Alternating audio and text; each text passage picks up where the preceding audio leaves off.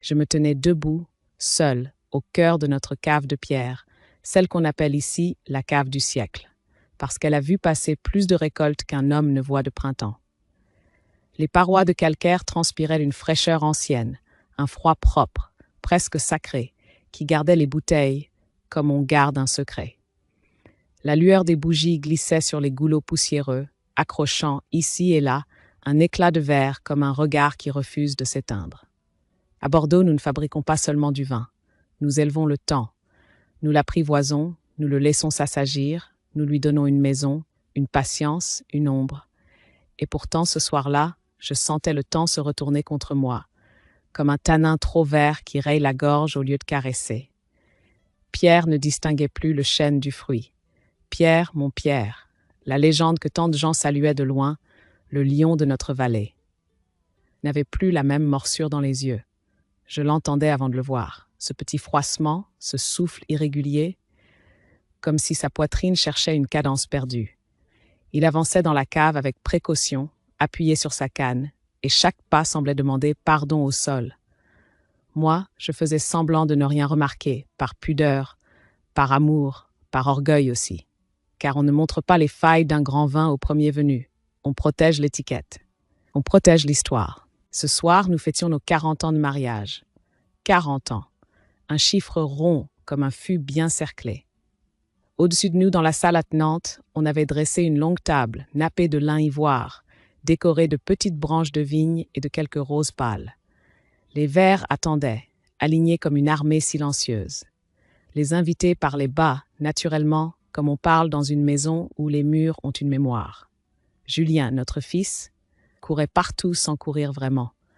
Il portait son costume comme un enfant porte un uniforme, avec l'envie de bien faire et la peur de mal faire. Il était directeur de production, il connaissait les cuves, les températures, les dates, les feuilles, les maladies, les gestes exacts, mais dès qu'il s'agissait de regards humains, de conflits, de décisions, il se ratatinait. Il avait la passion du vin, oui, mais il n'avait pas encore le courage de dire non. Et Camille. Camille était arrivée de Paris comme on arrive avec une idée déjà faite. Elle avait ce sourire précis, poli, trop bien coupé, qui ne laisse jamais tomber une miette de contrôle. Ancienne avocate, disait-on, avec admiration.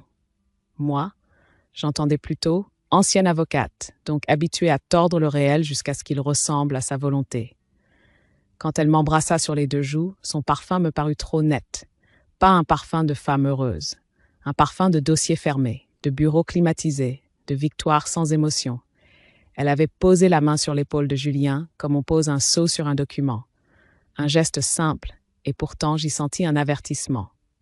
Pierre s'assit à table au centre, comme toujours. Il avait voulu cette place. Même affaibli, même ralenti, il gardait l'habitude d'être le point autour duquel tout s'organise. On apporta l'entrée, on rit. On parla des vendanges passées, des caprices du ciel, des gelées qui vous prennent l'âme comme un mauvais souvenir. Je servis le vin moi-même, une cuvée douce, un rouge qui avait appris la retenue. Je versais dans le verre de Pierre avec lenteur pour que le rubis respire, pour que la vie peut-être respire aussi. Il saisit le pied du verre, sa main trembla. Une goutte vacilla au bord, puis la moitié du vin se renversa sur la nappe. Le silence, une seconde. Puis des rires gênés, des « ce n'est rien », des mains qui cherchent une serviette. Moi, je ne bougeais pas tout de suite. J'avais cette vision absurde, le vin s'étalant sur le lin comme une tache de vérité qu'on ne pourra jamais faire disparaître complètement. Le rouge s'élargissait, lentement, comme une alerte. Pierre me regarda, il voulut sourire. Mais je vis dans ses yeux une honte qu'il ne connaissait pas autrefois. Il murmura, presque inaudible. « Ah, pardon Claire. » Je posai ma main sur la sienne, très doucement. « Ce n'est rien, mon amour. Le vin, ça vit, ça déborde parfois. » Je disais cela avec une voix calme, une voix de maîtresse de maison. Mais à l'intérieur, c'était autre chose. À l'intérieur, je sentais la pointe amère d'un goût nouveau, le goût du basculement. Camille, en face, ne se leva pas pour aider. Elle ne regarda pas la nappe, elle regarda Julien. Et ce qu'elle lui envoya, ce n'était pas un regard d'épouse inquiète. C'était un signe, un ordre sans mots, une direction. Comme on dit à quelqu'un, « Tu vois, c'est maintenant. Le moment est mûr. » Julien avala sa salive, il baissa les yeux, il fit semblant de sourire. Et moi, je compris que la cave, ce soir, ne gardait pas seulement nos bouteilles. Elle gardait nos faiblesses. Elle gardait aussi des fantômes. Après le plat, Pierre voulut prendre la parole. Une tradition. Il devait remercier l'équipe, les amis, la terre, le ciel, tout ce qui fait qu'un domaine tient debout. Il se leva lentement. Sa jambe hésita. Sa voix sortit un peu trop courte, comme si elle avait dû franchir une porte étroite. 40 ans, dit-il. Je vis alors quelque chose d'infime, mais de terrible. Camille se redressa attentive, non pas au cœur de l'homme, mais au moindre signe de faiblesse. Elle attendait une chute comme certains attendent une baisse de cours. Elle était prête à ramasser ce qui se brise. Pierre reprit. 40 ans, c'est une belle. Il chercha le mot, il le perdit, puis il se rattrapa. Une belle vendange. On applaudit, on rit, on leva les verres. Mais moi, je buvais un autre vin, invisible. Le vin âpre de la trahison à peine commencé. Celui qui laisse sur la langue une sécheresse étrange, comme si la bouche comprend avant l'esprit. Dans la cave, les bougies brûlaient sans trembler. La pierre ne disait rien. Et je me promis, au milieu de ce dîner d'apparence heureuse, une chose très simple, très froide, très claire. Si quelqu'un, dans cette maison, pensait pouvoir accélérer le temps pour nous voler notre héritage, alors il apprendrait que le temps à Bordeaux ne se presse pas. Il se maîtrise, il se paye, et parfois il se venge en silence. Le lendemain, le jour s'était levé pâle sur la vallée. Une brume fine traînait au ras des rangs de vignes comme un voile qu'on hésite à soulever. J'aimais ces heures-là d'ordinaire. Elles sentent la terre humide et le bois froid. Elles laissent croire que tout est simple. Un cep, une saison, un geste juste. Mais ce matin-là, même l'air semblait avoir un goût métallique, comme si quelque chose dans le monde s'était légèrement décentré. Je sortis avec mon panier et mon vieux manteau. Je dis à Pierre que j'allais faire un tour. Il hocha la tête, assis près de la fenêtre, l'œil fixé sur un point qui n'existait pas. Depuis son petit AVC, il avait des absences, des trous dans le tissu du présent. Camille appelait cela la convalescence. Moi, je sentais plutôt une main étrangère qui tirait doucement sur les fils de notre maison. Le bistrot du village n'est pas grand. 2 tables dehors, l'hiver, et 3 à l'intérieur, serrées contre un comptoir de bois marqué par des années de coudes, de rires et de secrets. On y sert une entrecôte honnête, du café noir et des mots qu'on n'écrit jamais. Les habitués s'y connaissent en saison, en prix du raisin, en histoire de famille. Ici, on ne dit pas « scandale », on dit « ça sent mauvais ». Je m'y étais assise pour déjeuner, comme je le faisais parfois quand la maison me pesait. Une omelette au cep, un verre d'un petit rouge du coin, modeste, mais franc. Le vin des gens qui n'ont pas besoin de briller.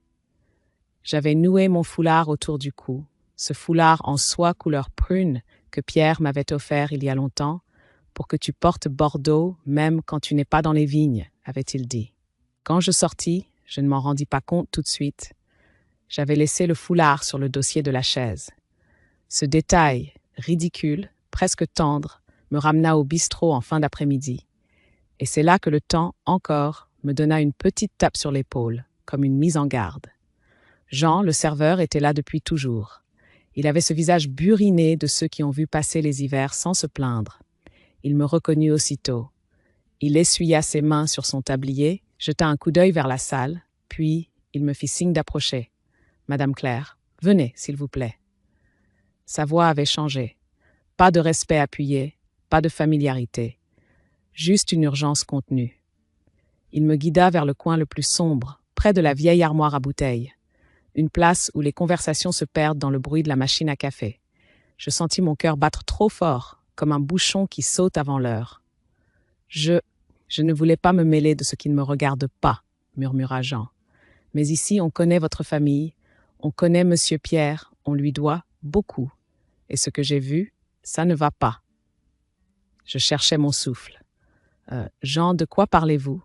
Il sortit son téléphone. Ses doigts tremblaient légèrement, mais son regard, lui, était net, presque dur. Il ouvrit une vidéo. Une image fixe d'abord, puis un angle de caméra, celui du bistrot qui donnait sur l'arrière-salle, là où le personnel prépare les commandes et où il y a une petite porte donnant sur la rue. Regardez bien. Il posa l'écran entre nous comme on pose une preuve sur la table d'un tribunal. Et je la vis. Camille. Pas au château, pas dans sa robe de Paris, pas avec son sourire impeccablement rangé. Non. Camille en manteau sombre, rapide, nerveuse. Elle entra par la porte de service, échangea quelques mots avec un homme que je ne connaissais pas, puis elle sortit un petit flacon, un geste sec. Elle le glissa dans sa poche comme on cache un mensonge dans une manche. La vidéo changea. Un autre moment, un autre jour. Camille dans notre cuisine cette fois, filmée à travers la fenêtre du bistrot qui donne sur la rue et par un hasard cruel, sur l'intérieur de la maison en face. On distinguait les silhouettes, les mouvements. Et là, je la vis préparer la fameuse tisane de Pierre, celle qu'elle vantait avec tant de zèle, pour la circulation, pour la mémoire, pour l'inflammation. Elle remuait lentement, puis elle versait quelque chose, discret, transparent, un rien, une goutte de trop. Je sentis ma bouche devenir sèche. Le vin de la veille se transforma en poussière dans mon souvenir. Il y avait, dans ce geste, une froideur totale, comme lorsqu'on coupe une grappe malade sans émotion, parce qu'on pense au rendement. Jean baissa la voix, presque un souffle. « Madame Claire, je vous jure que je n'ai pas inventé. Je l'ai vue plusieurs fois.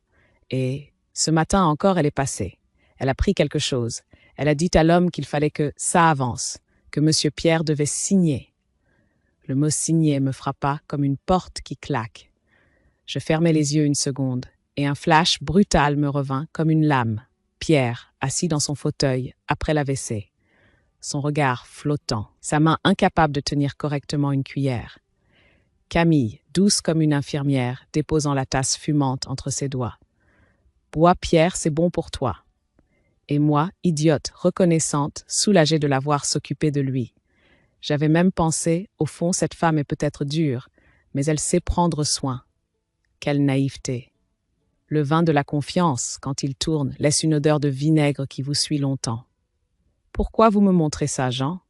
demandai-je enfin, la voix plus stable que je ne l'aurais cru. Il leva les yeux vers moi, et il y avait dans ses traits quelque chose de presque filial. Parce qu'ici, on respecte les gens qui ont construit. Monsieur Pierre a fait travailler des familles, il a défendu la terre, il a refusé les tricheries quand d'autres cédaient. On ne transforme pas un lion en chat malade pour lui voler sa tanière. Pas dans notre vallée, pas tant que je respire. Je regardais encore l'écran. Camille, cette ombre en mouvement. Et dans ma tête, une phrase s'imposa, lente, implacable. On peut tromper un palais, mais pas le temps.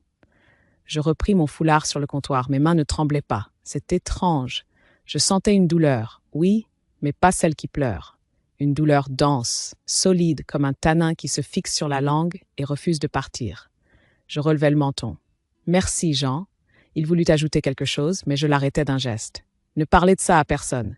Pas un mot. Laissez-moi. Laissez le vin travailler. » Je sortis du bistrot. La brume avait levé. Le soleil commençait à chauffer les pierres. Tout semblait normal. Et pourtant, je savais désormais. Dans ma propre maison, quelqu'un versait du poison à petites gouttes, pour que l'esprit de Pierre se trouble, pour que sa main signe sans comprendre, pour que notre château devienne une simple ligne sur un acte. Je marchais vers le domaine, sans presser le pas. À Bordeaux, on ne court pas. On attend le moment juste, on écoute, on observe, et en moi, une décision mûrissait, tranquille et sombre, comme un grand vin dans l'obscurité. Je ne suis pas rentrée en claquant des portes.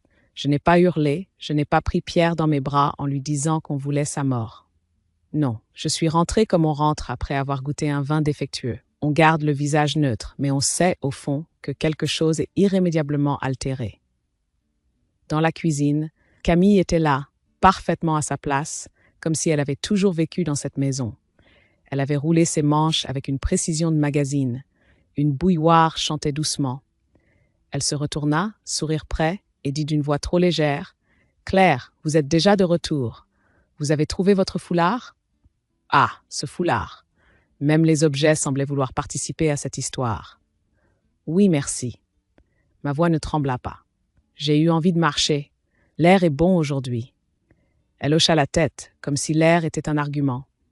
Puis elle versa l'eau dans une tasse et ajouta ses herbes, ses poudres, ses promesses. Le parfum monta, sucré, apaisant en apparence. Le genre de parfum qui vous dit « Fais-moi confiance, je ne suis que douceur ». Je la regardais faire, en silence. Dans ma tête, une phrase revenait, lente, obstinée. Un grand vin peut supporter une année capricieuse, mais pas une fraude répétée. Une goutte de mensonge, chaque matin, et c'est toute une âme qui se trouble. Pierre entra, appuyé sur sa canne. Il semblait fatigué, le visage un peu vide, et pourtant, quand il me vit, ses yeux se posèrent sur moi avec une sorte de gratitude triste, comme s'il sentait, sans comprendre, que je tenais encore la maison debout. « Voilà, Pierre, » dit Camille en lui tendant la tasse. « Pour votre mémoire. » Il prit la tasse. Ses doigts hésitèrent. Il but une gorgée. Je vis sa paupière battre 2 fois, comme un signal. Je souris, moi aussi. Un sourire de femme qui sait se tenir. Un sourire de château qui ne s'écroule pas parce qu'un renard a gratté la pierre. Plus tard, après le dîner, quand Julien et Camille furent repartis dans leur aile du domaine, je montai dans mon bureau. C'est une pièce que j'aime. Une grande table en bois, des registres, des étiquettes anciennes, des cartes de parcelles. C'est là que j'ai appris, avec Pierre, que le vin est aussi une affaire de chiffres, mais que les chiffres sans honneur ne valent rien. Je pris mon téléphone. J'appelais Hélène Darieux. Hélène n'est pas une amie de salon. C'est une femme d'esprit, une ancienne étudiante devenue enseignante-chercheuse en chimie analytique à l'Université de Bordeaux. Nous avions grandi pas loin l'une de l'autre. Elle avait quitté la terre pour les laboratoires. Moi, j'étais restée fidèle à la vigne. Et pourtant, nos vies s'étaient toujours répondues. Elle travaillait sur les molécules, moi sur les sensations. Elle analysait, j'élevais. Quand elle décrocha, sa voix était claire, directe. « Claire, à cette heure-ci, qu'est-ce qui t'arrive ?» Je ne lui racontais pas tout, pas au téléphone. La prudence, c'est comme le vieillissement, il faut du temps et de l'ombre. « Hélène, j'ai besoin de toi. Dis-moi seulement si tu peux regarder quelque chose, discrètement. » Un silence, puis « Demain matin, au labo, tôt, apporte ce que tu as et ne mets personne dans la confidence. » Le lendemain, je me levai avant l'aube. La maison dormait encore. J'entendis au loin la respiration de Pierre, irrégulière mais présente, comme une mère un peu fatiguée. Je pris dans la cuisine un petit flacon propre. Je me servis un peu de la tisane préparée la veille, celle que Camille avait laissée au frigo au cas où. Un geste simple. Mais cette fois, je le fis comme on prélève un vin pour expertise, avec respect pour la vérité. Dans la voiture, la route vers Bordeaux traversait des rangs de vignes endormies. Les ceps étaient noirs, tordus, magnifiques. On aurait dit des mains de vieux paysans levées vers le ciel. Je me surpris à murmurer « Ah, tenez bon, je tiens bon ». Le laboratoire d'Hélène sentait l'alcool, le plastique et la netteté. Un monde sans poésie, et pourtant, un monde où la poésie finit par avouer ses secrets. Hélène m'accueillit sans effusion. Elle prit le flacon, le regarda à la lumière comme si c'était une relique. « Tu soupçonnes quoi ?» Je la fixai. « Je soupçonne une main qui veut rendre mon mari plus lent pour que son oui ne soit plus un oui, mais une signature vide. » Hélène ne posa pas de questions morales. Elle posa des questions techniques. La vraie compassion, parfois, c'est l'efficacité. Elle lança les analyses avec un calme de chirurgienne. Des machines ronronnèrent, des écrans affichèrent des courbes, des chiffres défilèrent, indifférents, froids. Je restais assise sur un tabouret, les mains jointes, comme dans une église où l'on attend le verdict. Pendant qu'elle travaillait, je pensais à Pierre, à son premier millésime, à sa fierté quand un critique avait écrit un 20 caractères. Je pensais à Julien, enfant, qui s'endormait dans la cave sur des caisses vides. Je pensais à Camille, à ses phrases parfaites, à ses yeux calculés, et je sentis en moi monter une colère sans bruit. Une colère mûre, une colère de terroir. Hélène revint au bout d'un moment. Son visage avait changé. Elle ne jouait plus. Elle posa un papier devant moi. Ce n'est pas une tisane, Claire, c'est une tisane améliorée. Il y a des substances qui n'ont rien à faire là, des traces faibles mais régulières, de quoi induire une somnolence, ralentir les réactions, brouiller la vigilance. Pas de quoi tuer vite, mais de quoi endormir doucement, qu'un vin qu'on oxyde exprès, pour qu'il perde sa force sans que personne ne sache pourquoi. Je regardais le papier. Les mots scientifiques me paraissaient presque obscènes, tant ils étaient secs. « Tu es sûre ?» Hélène me regarda droit dans les yeux. « Je ne suis jamais sûre à 100%, mais je suis certaine à un niveau qui, devant un tribunal, ferait réfléchir. Et si c'est répété, c'est une stratégie. » Le mot « stratégie » me traversa comme un frisson. Je me levai très lentement. Je pris le papier, je rangeai le flacon. Merci, Hélène. Elle posa sa main sur mon bras. Une seconde. Qu'est-ce que tu vas faire? Je répondis sans hausser la voix, comme on annonce une décision de vendange. Je vais empêcher qu'on transforme notre grand vin en piquette. Et je vais le faire, sans renverser le verre. En sortant du laboratoire, l'air de Bordeaux était plus vif. Le ciel était clair. Tout semblait normal. Mais moi, je n'étais plus la même. Je venais de comprendre une chose essentielle. Camille n'était pas seulement ambitieuse. Elle était ce goût âpre, ce goût de trahison qui s'accroche au palais et prétend être du caractère. Et désormais, j'allais lui apprendre la différence entre le caractère d'un vin et la bassesse d'un mélange. Je suis rentré au domaine en fin d'après-midi avec le papier d'Hélène plié dans mon sac comme une lame fine. Pas une arme qu'on brandit, plutôt une vérité qu'on garde près du cœur, le temps de choisir le bon moment. Le ciel se teintait de cuivre au-dessus des vignes, cette couleur de fin de journée qui fait croire que tout s'apaise. Mais chez moi, rien ne s'apaisait. Tout s'installait. Pierre était dans le salon, près de la cheminée. Le feu ne brûlait pas fort. Il y avait juste assez de braise pour donner l'illusion de chaleur. Il tenait un livre ouvert sur ses genoux, mais ses yeux ne lisaient pas. Il regardait à travers. La maladie, je l'avais compris, ne prenait pas seulement la force, elle vole aussi la continuité, ce fil invisible qui relie les minutes entre elles. Camille avait préparé une soupe. Elle avait mis la table avec une délicatesse étudiée. Julien parlait des cuves, des températures, des volumes à prévoir. Il cherchait à être utile, à être un homme. Mais ses phrases retombaient comme des feuilles mortes, sans poids, sans direction. Je m'assis, je mangeais, je souris. Je laissais la comédie se dérouler, parce que parfois, pour sauver un domaine, on accepte de boire un vin médiocre sans grimacer, le temps de comprendre qui l'a coupé. Puis, quand Camille monta téléphoner, elle téléphonait souvent à voix basse, comme si Paris était un amant qu'elle ne voulait pas présenter, je posai ma serviette calmement. « Pierre, viens avec moi. » Julien leva les yeux, surpris. « Maman, tu veux quoi ?» 2 minutes. Je ne demandais pas, je conduisais. Pierre se leva lentement. Il s'appuya sur sa canne, et je sentis, au creux de mon ventre, cette peur animale. Et s'il tombait, et s'il ne suivait pas, et si je le brusquais trop? Mais il fit un pas, puis un autre.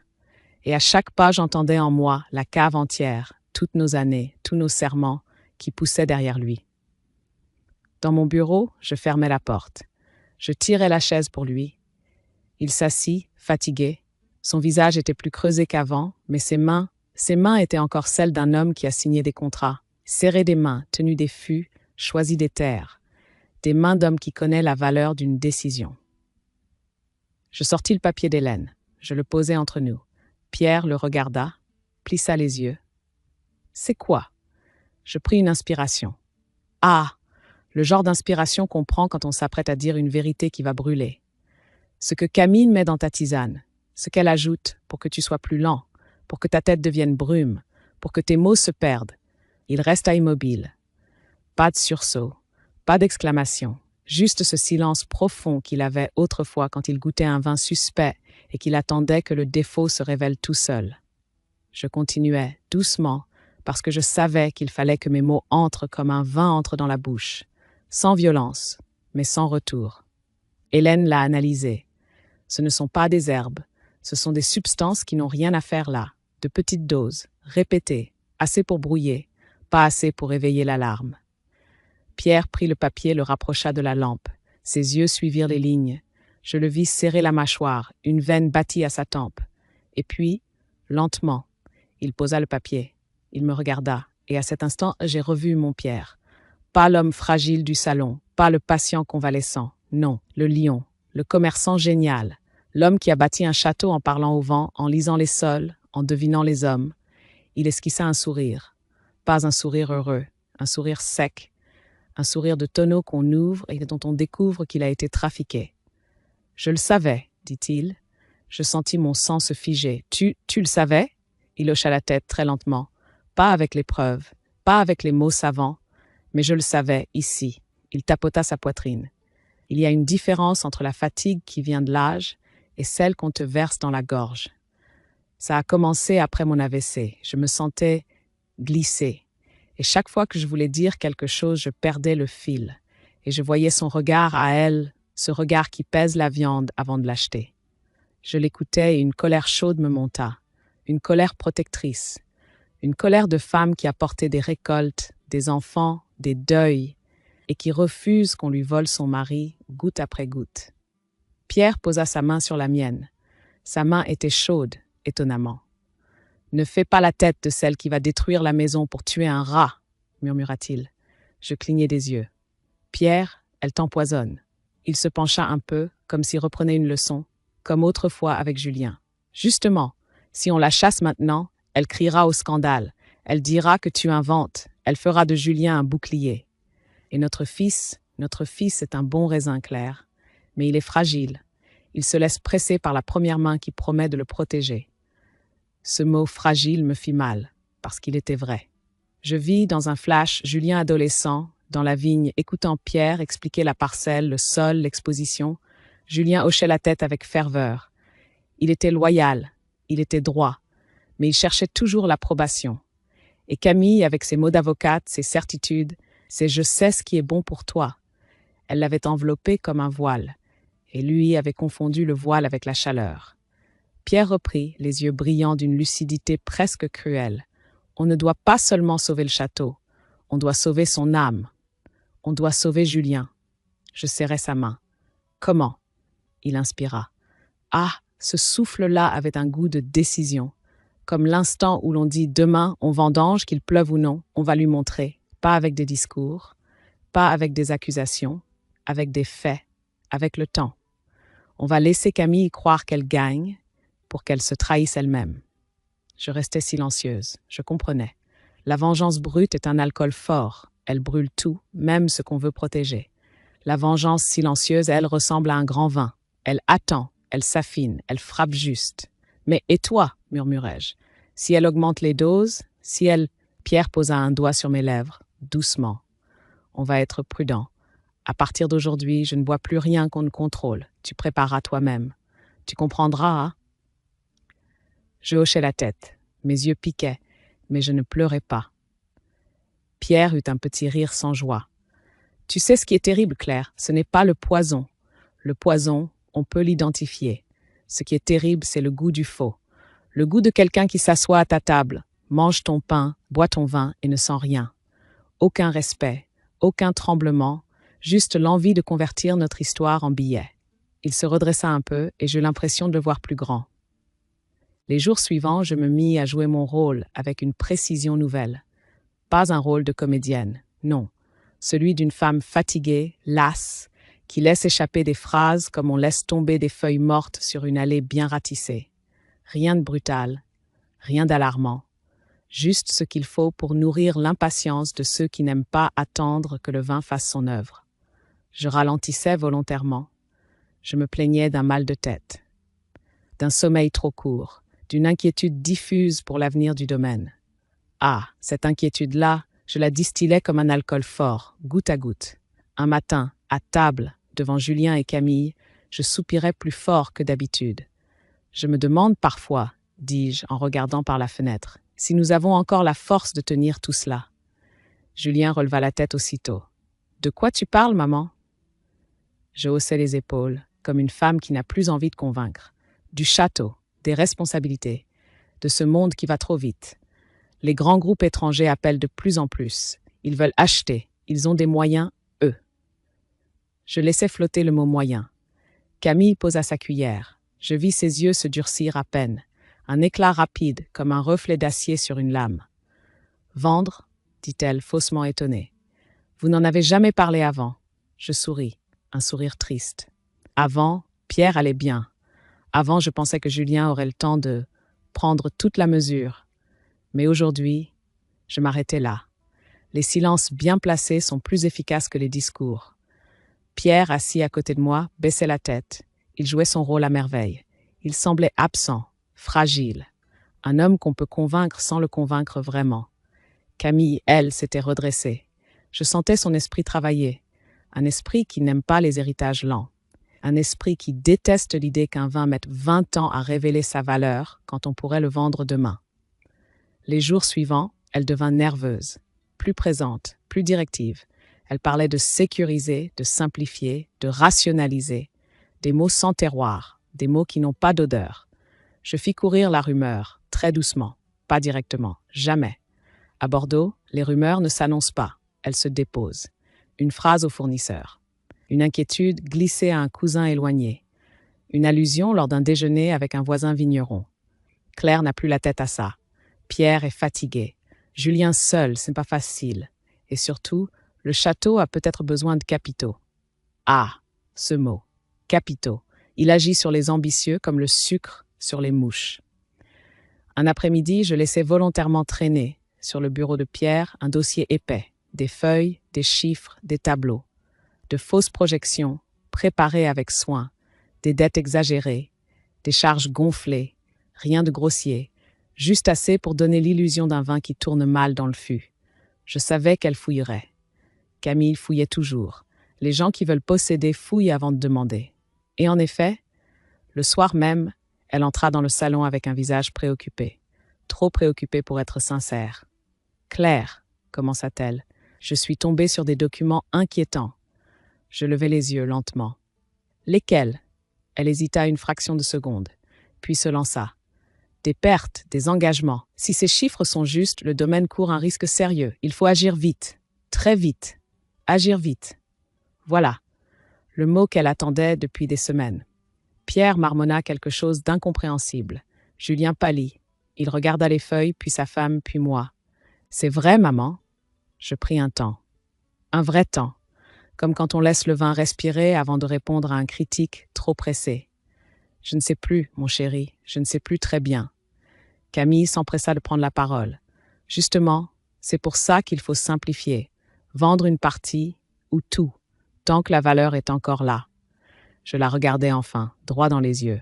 « Et l'histoire, et les familles qui travaillent ici depuis 3 générations? Et la terre ?» Elle eut un sourire crispé. « L'histoire ne paie pas les factures, Claire. » Cette phrase, ah, elle tomba entre nous comme un verre qu'on laisse se briser exprès. Julien sursauta légèrement. Il avait grandi avec d'autres mots. Patience, transmission, honneur. Il entendait pour la première fois clairement le goût sec de la trahison. Plus tard dans la nuit, je me glissai hors de ma chambre. J'allai jusqu'à la cave. Je descendis les marches lentement en laissant ma main glisser sur la pierre. Chaque bouteille semblait me regarder. Chaque millésime me rappelait que rien de vrai ne se décide dans la précipitation.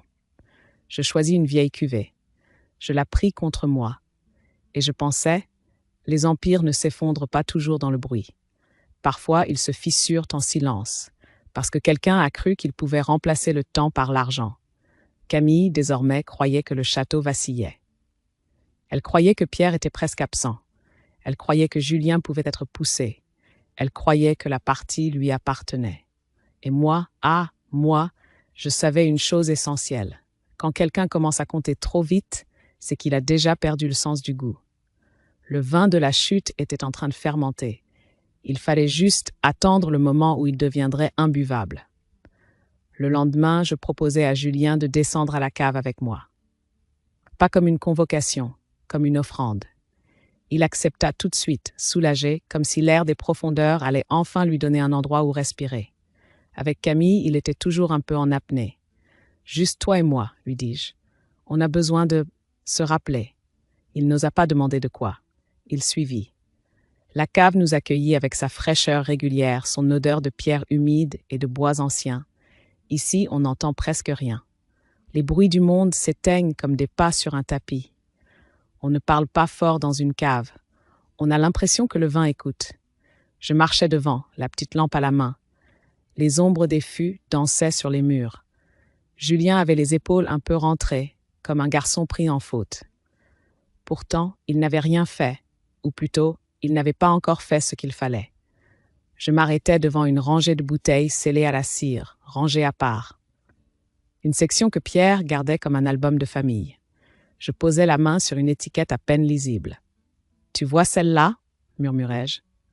Julien s'approcha. « Oui, je sais, les spéciales. » Je souris malgré moi. Elles ne sont pas spéciales, elles sont intimes. Je pris une bouteille, je soufflai la poussière doucement comme on souffle sur la joue d'un enfant endormi. Celle-ci a été mise en bouteille l'année de ta naissance, et cette autre, l'année de ton premier vélo, et celle-là, l'année où tu as dit que tu voulais rester ici pour toujours.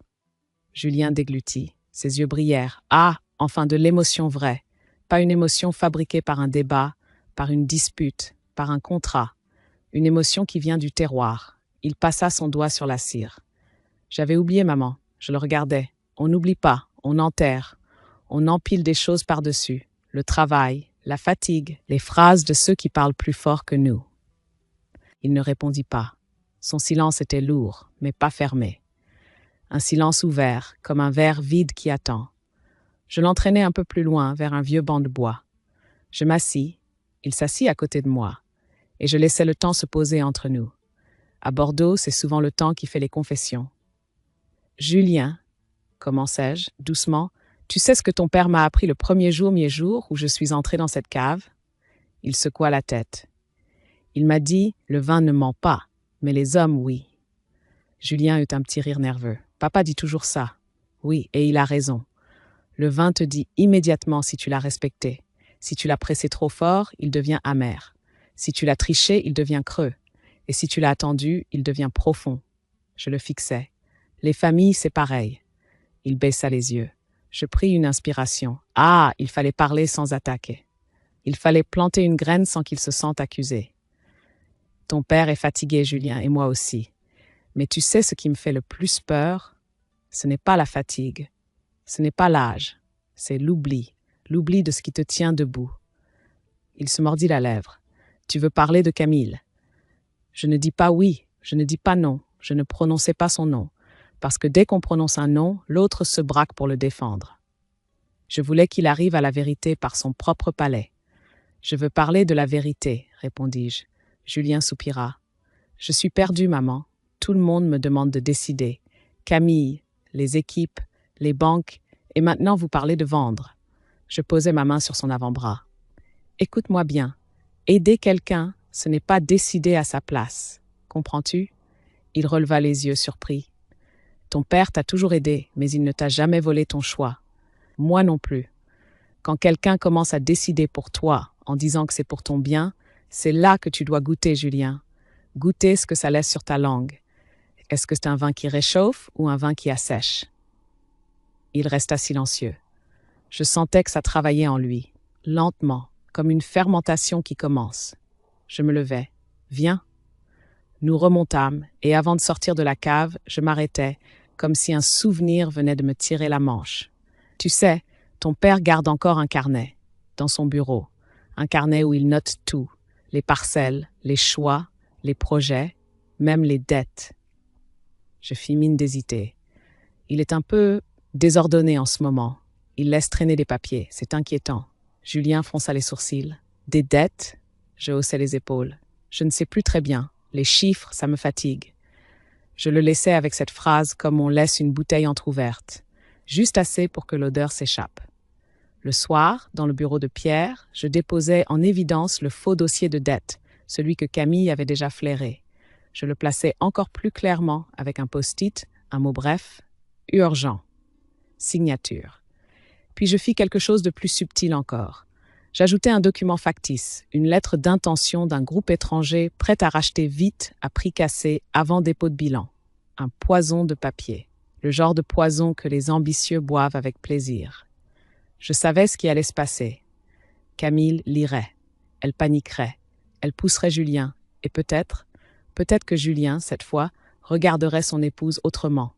Avec ce début de doute qui change tout, je rejoignis Pierre dans la chambre. Il me regarda interrogateur. Je murmurai « La mèche est posée ». Pierre ferma les yeux une seconde. « Alors, demain, on verra si elle aime le château, ou seulement l'argent qu'elle croit y trouver. » Je m'allongeai sans dormir. Dans le silence, j'entendais la maison respirer. Et je pensais, la veille d'une décision, ce n'est jamais la peur qui est la plus forte, c'est l'attente. Cette attente épaisse, comme un vin trop jeune qu'on voudrait déjà servir. Sauf que nous n'allions pas servir trop tôt. Nous allions laisser la nuit faire son travail. La nuit tomba sur le domaine avec une lenteur trompeuse. La lune, ronde et claire, posait sur les vignes une lumière d'argent qui rendait tout plus calme qu'en réalité. À l'intérieur, pourtant, la maison était tendue, comme un fût trop plein. Je fis semblant de monter me coucher tôt. J'embrassai Pierre sur le front. Je passai devant la porte de Julien en lui souhaitant bonne nuit. Et je laissai croire à Camille que j'étais une femme épuisée, déjà vaincue. En vérité, je n'allais pas dormir. Dans le couloir, je m'arrêtai près de la petite alcôve où l'on entend les bruits de la cour intérieure. J'avais glissé plutôt un petit enregistreur dans un pot de fleurs du salon à côté de la grande fenêtre. Rien d'extraordinaire, juste une oreille posée là où les mensonges aiment se détendre. Vers 23 heures, la maison s'éveilla autrement. J'entendis des pas rapides, une porte qui s'ouvre sans allumer la lumière, des murmures, puis la voix de Camille, basse, pressée. « Je te dis que c'est maintenant. On n'a pas le temps. » Un homme répondit. Je ne reconnus pas la voix. Un timbre sec, professionnel, qui ne vit que pour les arrangements. « Tu m'as parlé de dette, c'est sérieux ou c'est du théâtre ?» Camille eut un petit rire sans joie. « Peu importe. Ce qui compte, c'est que le vieux est prêt à signer et que personne ne comprendra rien quand ce sera fait. Julien est, comment dire, malléable. » Le mot me fit l'effet d'un goût de métal sur la langue. Malléable, comme si mon fils n'était pas un homme, mais une matière. L'homme reprit. « Et ton plan, exactement. » Camille inspira, comme si elle déroulait un dossier devant un juge. On écoule une partie des stocks rapidement. Pas sous le nom du château, évidemment, sous une structure écran. On colle des étiquettes proches, on joue sur les lots. Les acheteurs étrangers ne vérifient pas, ils veulent juste Bordeaux sur la bouteille. On vend vite, très vite. Ensuite, elle marqua une pause. Une pause qui sentait la prédation. Ensuite, on déclare un sinistre, un vol, une dégradation. Quelque chose qui justifie une assurance. Et pendant que tout le monde pleure sur le drame, nous, on encaisse. Le château, de toute façon, finira vendu. Et moi, je ne resterai pas ici à compter des raisins. Paris m'attend. L'homme souffla amusé. « Tu es prête à flinguer la réputation d'un domaine pour ça ?» Camille répondit sans hésiter. « La réputation, c'est du vent. Ça se rachète. Ce qui compte, c'est la sortie. Je veux ma sortie. Et Julien suivra. Il est trop amoureux, trop faible. Il fera ce que je lui dis. » Je sentis mon cœur battre plus lentement. Non pas parce que j'étais calme, mais parce que quelque chose en moi se solidifiait. Comme un vin qui, au froid, précipite ses impuretés. Ils parlèrent encore. De date, de signature, de mettre la pression, de faire boire Pierre pour qu'il soit docile. Et à chaque phrase, le goût du mensonge devenait plus dense, plus âpre, plus sec. Le tanin de la trahison, voilà, celui qui colle au palais et vous empêche de respirer. Je restai immobile, dans l'ombre, jusqu'à ce que la porte du salon se referme. Puis j'attendis encore, 2 minutes, 3, pour être sûr qu'il ne remontait pas. Je descendis enfin, pieds nus, sans bruit. Dans le salon, l'air était froid. L'enregistreur était là, discret, innocent. Je le récupérai avec une lenteur presque cérémonieuse, comme on récupère une bouteille rare, sauf que celle-ci contenait un poison de mots. Je remontai dans ma chambre. Pierre ne dormait pas. Il avait les yeux ouverts, tournés vers le plafond. Je m'assis près de lui. Je ne dis rien tout de suite. Il murmura « Ça y est ?» Je posai l'enregistreur sur la table de nuit. « Ça y est. » Pierre ferma les yeux et je vis sa gorge se contracter. Pas de larmes. Chez nous, les larmes ne coulent pas toujours. Parfois, elles se transforment en décision. Je chuchotais comme une prière sombre. Elle n'a pas seulement trahi la famille, elle a trahi la terre. Et dans ce silence, je compris que la lune sur Bordeaux n'éclairait pas seulement les vignes. Elle éclairait enfin le vrai visage de Camille. Le matin du conseil, l'air était étonnamment limpide. Un de ces matins de Bordeaux où le ciel semble lavé, presque indécent, comme si la nature refusait de participer aux drames humains. Les vignes luisaient encore d'une rosée fine. Les pierres du château gardaient la fraîcheur de la nuit. Et moi? Je sentais dans ma poitrine cette tension particulière des grands jours, celle qu'on connaît avant une vendange décisive, quand on sait que le moindre geste trop brusque peut abîmer ce qu'on veut sauver. Camille avait organisé la réunion comme une plaidoirie. Elle avait choisi la grande salle de dégustation, celle aux boiseries sombres, aux fenêtres hautes, où l'on goûte d'ordinaire en silence, par respect pour les années enfermées dans chaque verre. Sur la table, elle avait aligné des chemises cartonnées, des documents, des stylos déjà posés à l'endroit exact où la main doit signer. Tout était propre, net, impatient. Julien arriva le premier, un peu pâle. Il évitait mon regard. Je reconnus ce visage-là, le visage d'un homme qui espère encore qu'on va lui éviter de choisir. Il s'assit, joignit les mains, attendit. Puis Camille entra, droite, sûre d'elle. Elle porta un tailleur clair qui jurait avec l'ombre de la salle, comme si elle voulait amener Paris dans nos murs, de force. Elle me salua avec une politesse brillante, et je sentis immédiatement qu'elle se croyait déjà victorieuse. Dans sa démarche, il y avait ce petit bruit intérieur des pièces qu'on compte. « Merci à tous d'être là, dit-elle. Nous devons prendre une décision rapide. Les circonstances. » Elle jeta un regard vers moi, un regard qui disait « Vous êtes faible, je suis la solution. Ne nous laisse pas le luxe d'attendre. » Attendre. Toujours ce mot. Toujours cette haine du temps. Je restais calme. Je m'assis sans ouvrir de dossier. Je regardais la table vide devant moi comme on regarde un verre encore vide, avec la certitude qu'il sera bientôt rempli, mais pas de ce que l'autre croit. Camille déroula ses arguments. Les dettes, les risques, l'urgence. Un groupe prêt à acheter, mais seulement si nous signons maintenant. Elle parlait avec une logique d'avocate, implacable, sans parfum, sans nuance. Un raisonnement qui ne connaît que le pour et le contre, jamais le goût. Julien faisait oui de la tête. Un oui mou, un oui de peur. Je le regardais et j'eus envie de lui prendre le visage entre mes mains, comme quand il était petit, pour le forcer à sentir enfin ce qu'on lui verse dans l'âme. Mais je ne fis rien. Je laissais le vin travailler. Au moment où Camille posa devant Julien la feuille à signer, la porte s'ouvrit. Pierre apparut. Il était en fauteuil roulant, comme prévu. La mise en scène cette fois était la nôtre. Il avait l'air fragile, ses épaules semblaient plus étroites, son visage plus creusé. Mais ses yeux, ses yeux étaient clairs, d'une clarté qui n'appartient qu'aux hommes qui ont déjà traversé des tempêtes. 2 employés l'accompagnaient. Ils le placèrent à l'extrémité de la table et face à Camille. On aurait dit un juge silencieux. Camille eut une seconde d'hésitation. Elle se reprit aussitôt avec ce sourire qui sert de masque. « Pierre, je ne pensais pas que vous. » Pierre leva la main, doucement. « Je suis là, continue. » Il dit « continue » comme on dit « je te laisse parler jusqu'au bout pour que tes mots te trahissent. » Camille reprit un peu plus vite. Elle glissa la chemise vers lui. « Il suffit de signer, Pierre. Ce n'est qu'une formalité. Pour protéger le château. Pour protéger Julien. Protéger. Toujours ce mot, comme un sucre ajouté à un vin trop acide pour tromper le palais. » Pierre ne prit pas le stylo. Il regarda Julien.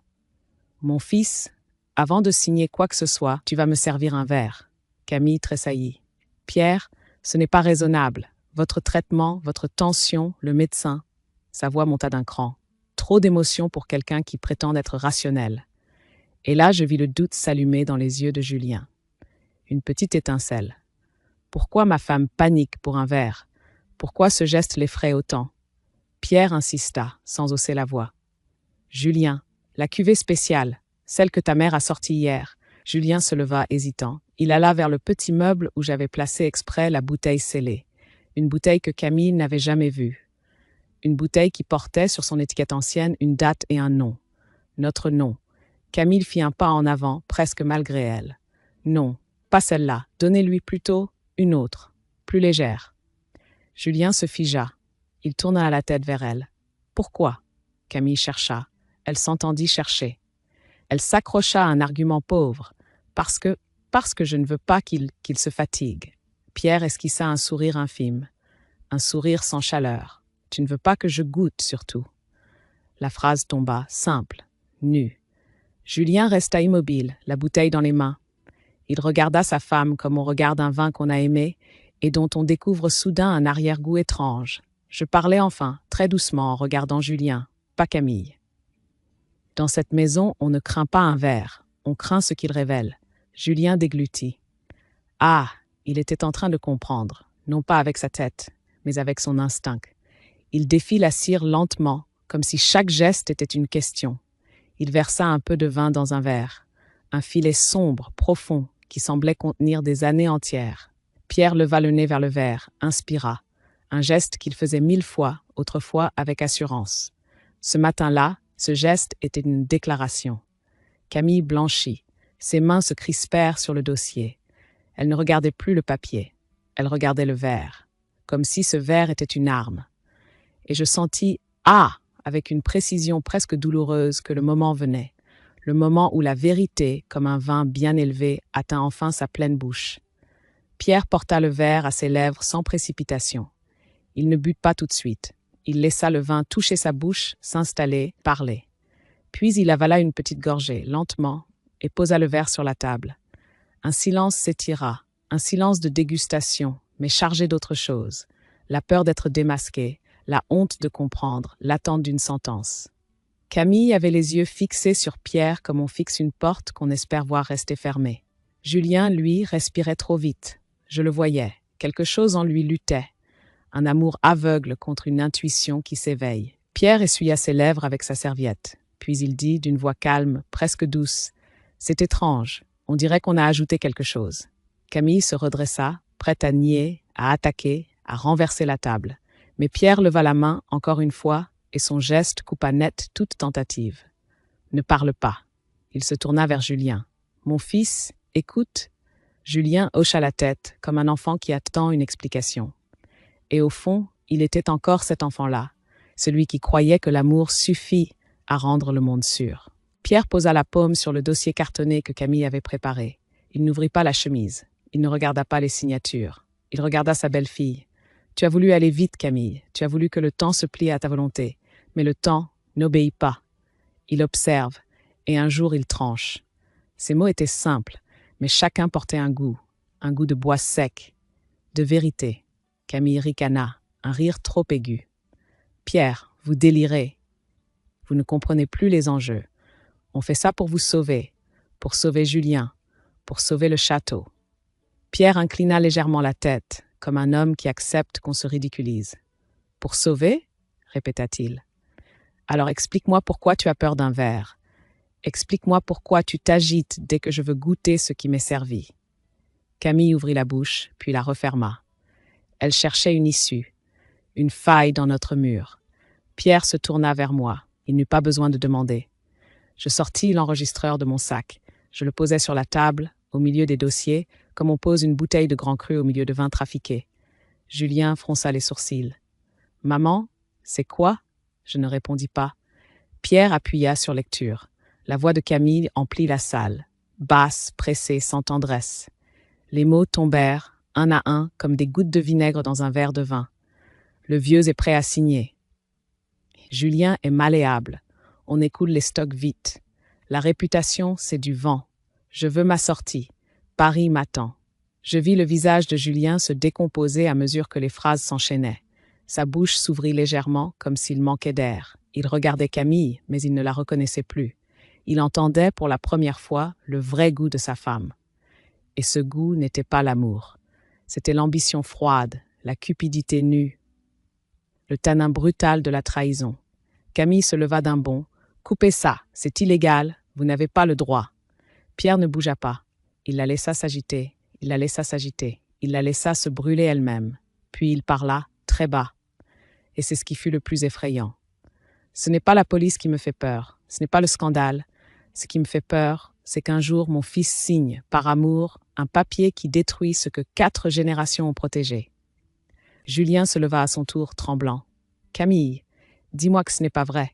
Dis-moi que tu parlais comme ça, par stress. » Camille chercha à reprendre le contrôle. Elle posa une main sur son bras, un geste calculé. « Julien, écoute-moi, ils te manipulent. Ils veulent te monter contre moi. Ta mère, elle n'a jamais accepté que je sois là.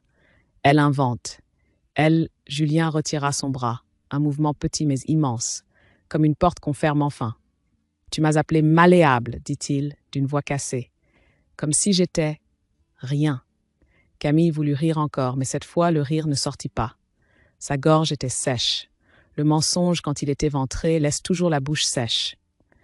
Pierre prit enfin la parole, comme un notaire d'honneur, un homme qui choisit la justice sans se salir les mains. « Camille, tu vas partir. » Elle écarquilla les yeux. « Vous ne pouvez pas. Je suis mariée à votre fils. J'ai des droits. » Pierre la regarda longuement. Les droits ne poussent pas sur le mensonge. Les droits ne se nourrissent pas du poison qu'on verse. Je sentis Julien vaciller. Je m'approchai de lui, doucement, et je posai ma main dans son dos, comme on soutient une vigne après un coup de vent. Pierre continua, sans colère, sans triomphe. Nous n'allons pas te traîner dans la boue. Nous n'allons pas faire de toi un spectacle.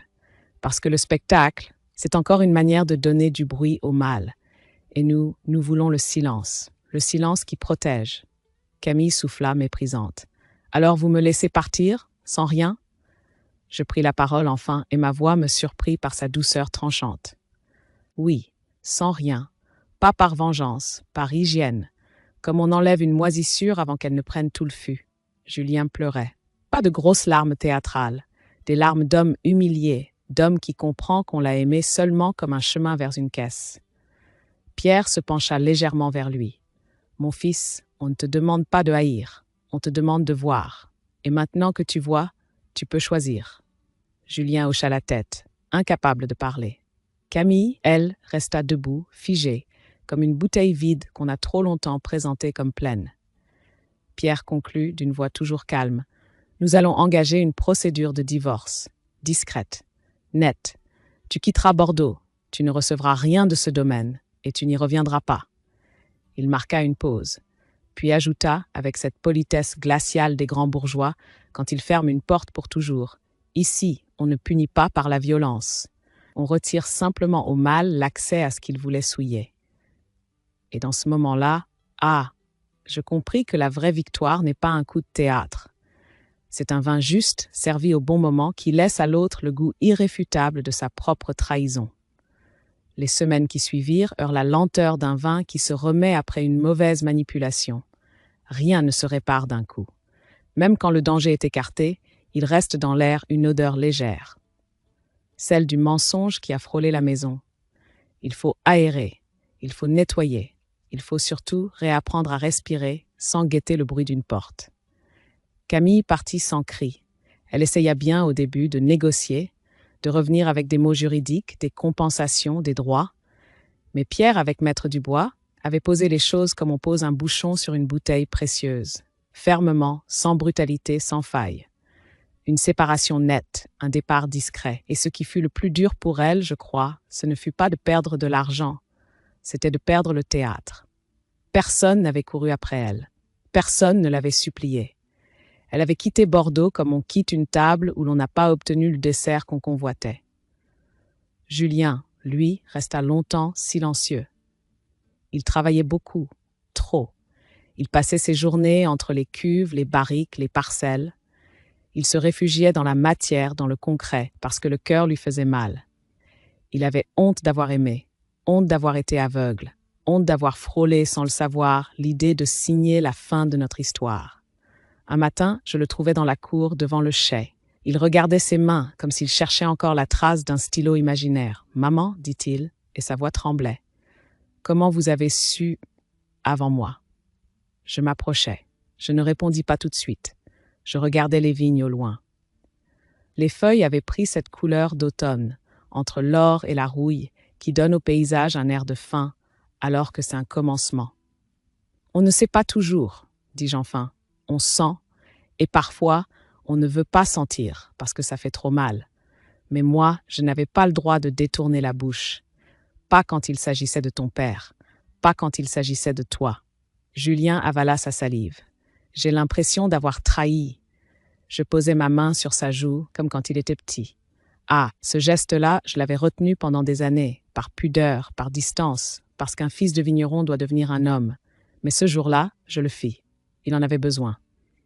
Tu n'as pas trahi. Tu as été pressé trop fort. Ça arrive aux meilleurs raisins. On croit que la pression, c'est l'amour, alors que l'amour, c'est la patience. Il ferma les yeux. Une larme glissa. Une seule.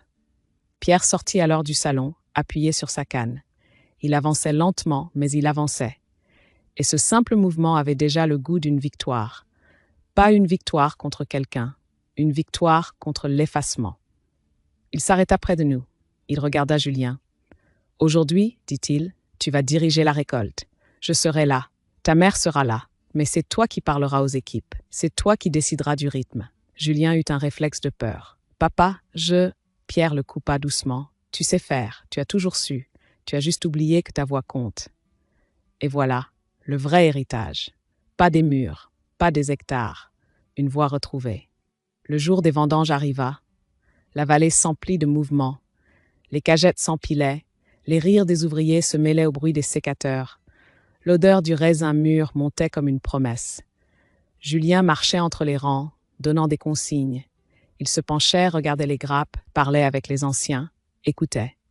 Il n'était plus ce directeur effacé qui attend l'approbation de sa femme. Il devenait enfin le fils de son père et, à sa manière, le fils de sa mère. Je l'observais de loin, le cœur serré mais lumineux. Je me disais, un vin a besoin de temps pour s'arrondir. Un homme aussi. Parfois, il faut une tempête pour vérifier la profondeur des racines. Le soir, nous fîmes un dîner simple. Pas de grande table, pas de bougie théâtrale, une soupe, du pain, un plat de viande, quelques légumes du potager. Et une bouteille, bien sûr. Une bouteille honnête, de celle qui ne cherche pas à impressionner, seulement à dire vrai. Pierre leva son verre. Il tremblait encore un peu, mais son regard, lui, était stable. « À la famille, dit-il. » Il laissa le mot flotter. Puis il ajouta avec cette gravité tranquille qui fait taire une pièce entière. La famille, ce n'est pas ceux qui partagent un nom sur un papier. Ce n'est pas ceux qui réclament des droits quand la lumière est allumée. La famille, c'est ceux qui protègent l'honneur de l'autre quand les portes se ferment, quand personne ne regarde, quand il n'y a plus que la vérité. Julien baissa la tête, ému. Il leva son verre à son tour. « Merci, murmura-t-il, de ne pas m'avoir humilié, de ne pas m'avoir puni, de m'avoir réveillé. » Je bus une gorgée. Le vin avait du corps, une belle longueur. Et sur la langue, je sentis quelque chose d'apaisant. Pas le sucre d'une fausse victoire, mais la chaleur d'une justice propre. Je regardais Pierre. Je regardais Julien.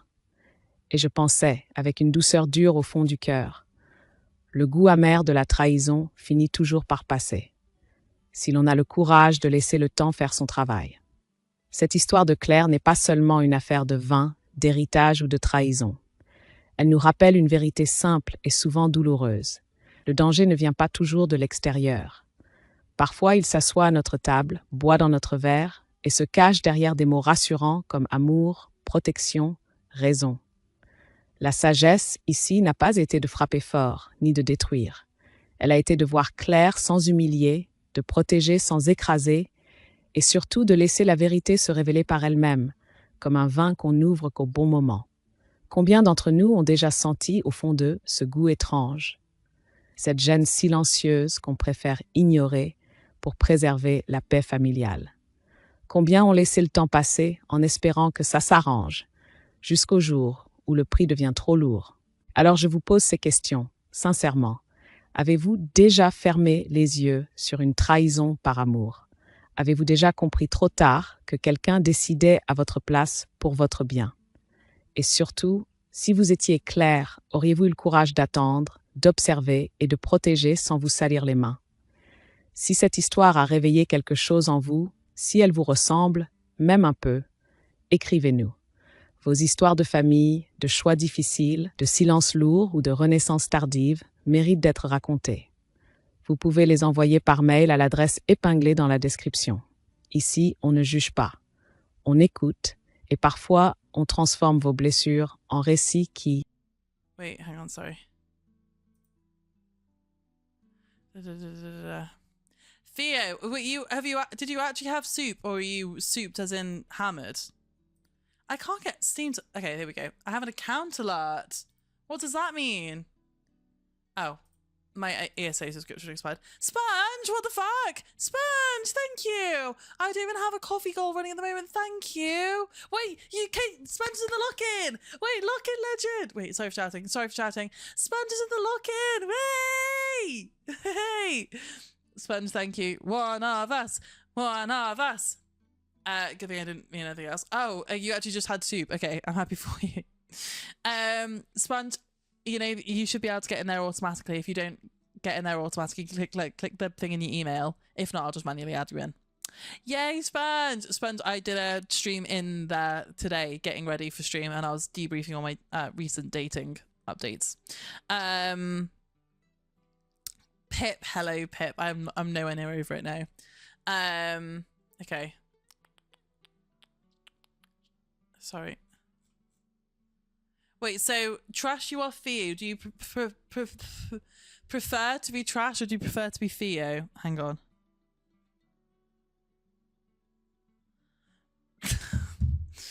I've missed this so much. I've missed you. I've missed you being in there, Sponge. I've missed you in general, Sponge. I missed the lock-in stream. You did. I have no preferences, all me. Nice. Good day? Yeah, I've had a good day. Pip, how have you been? How's your day been? How have you been? I've played this game for 40 hours and I'm so far from finishing it. But it's not the kind of game that you... Well, people speedrun it once they've played it a lot. But for context, I think it took me at least a stream to get to the point that I'm at currently. Who was known at the time as the father of B games. I'll do my best to remember to call you Theo. I've missed you too so much. Sponge, what's been the highlight since I last saw you? Often too rough and unfriendly Bennett, yeah, and Bennett Foddy would just terrorize you during the whole game. Than as polished products. But I have played a lot of this game at this point. In a certain way, sexy hiking is the perfect embodiment of a B game. How motivational. It's built almost entirely around like parts. powerful, like Rocky kind of vibes, you know, like training montage. In it, your task is okay, so this is the first really difficult part of the game. This is called the crack. And that act of climbing. Come on, get up the crack first try. Go on, go on. Has certain essential properties that give the game its flavor. No amount of forward progress is guaranteed. Some cliffs are too sheer or too slippery, and the player is constantly, unremittingly in danger of falling and losing everything. Hang on, everyone. Anyway, when you start, no one talk to me. You're standing next to this dead tree that blocks the way to the entire rest of the game. It might take you an hour to get over that tree.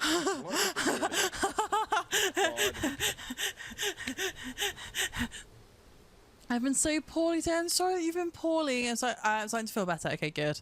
And I finished my current book, says positives. Oh, fuck. That was a really sexual noise to have made into my microphone. Losing to you. Oh, Sponge, I'm sorry. That's so shit.